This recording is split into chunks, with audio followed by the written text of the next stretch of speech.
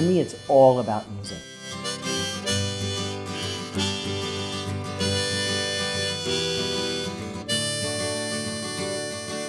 It is the anthems of a counterculture which was asking us to think about women in a different way, obviously think about African Americans in a different way, begin to think about our foreign policy, begin to think about almost everything in a different way. And it was all brought on a magic carpet of tunes. First, we asked our interviewees what music they were listening to.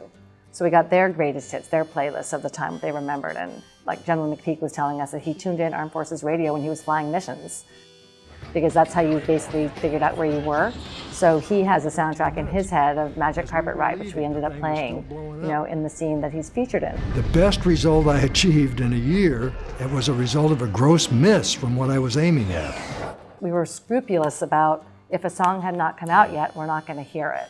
So our editors might want to play a great Beatles song or whatever at a particular time, and we would say, you can't use that here because the people who you're showing could not have heard that song at that moment. So that was just the basic bare bones. We cannot use songs out of context. And that's one reason why the artists, I think, were interested in participating, because they knew that we would treat their music with the same respect we treat the interviews and the archival material. I felt like I understood a lot of the music differently now because I didn't know its context and what's going on. I love that song, but I didn't really understand what it was about until it became the end credits of episode 9. And I listened to it in a completely different way.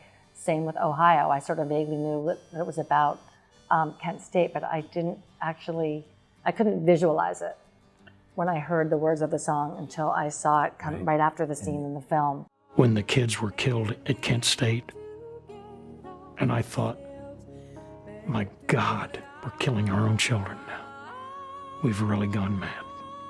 And that's when I was hiding from things. I wasn't in anybody's movement then. I was just drinking. But that was one of the things that told me America needed a wake-up call.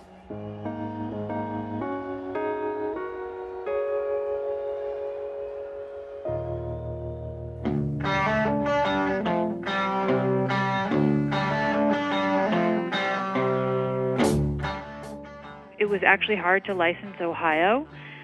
Because that song has been misused and misunderstood in so many different movies and contexts that they're protective of why that song was written and when it was written, and the ending that episode with no images and the lyrics to Ohio felt incredibly important. It took me 2 years to license that song. This summer I hear the drumming for dead in Ohio. Because of the incredible work that Sarah Botstein did on this film, and she did so many things. This is only one small piece. Everybody got the same, very, very minimal rate. Sarah managed to convince everyone to be part of this bandwagon. We started the music conversation 7 years ago.